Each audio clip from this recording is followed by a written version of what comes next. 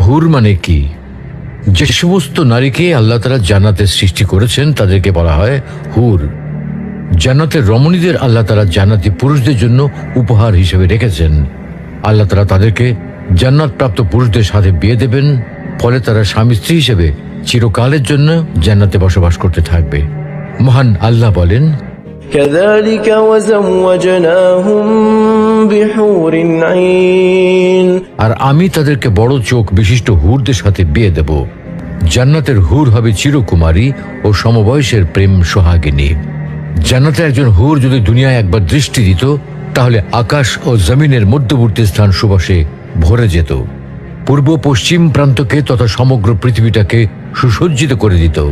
প্রতিটি চোখ সব জিনিস থেকে দৃষ্টি ফিরিয়ে তার দিকে চেয়ে থাকত এবং সৃষ্টিকুল আল্লাহর প্রশংসা ও বড়ত্ব বর্ণনা করত।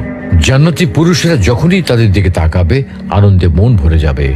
যখন কথা বলবে, ছন্দময় মিষ্টি কথা দ্বারা হৃদয় ভরে দেবে। জান্নাতের রুম সমূহে যখন তারা ঘোরাফেরা করবে, তখন তাদের আলোতে রুমগুলো আলোময় হয়ে যাবে। জান্নাতের অধিবাসী নারী পুরুষগণ হবে একই বয়সের পরিপূর্ণ যুবক যুবতী। জান্নাতের হুর যখন তার স্বামীর চেহারার দিকে তাকাবে, তখন তার হাসিতে জান্নাত আলোময় হয়ে উঠবে। যখন তারা স্বামীর সঙ্গে কথা বলবে, তখন কতই না সুন্দর হবে সেই কথোপকথন।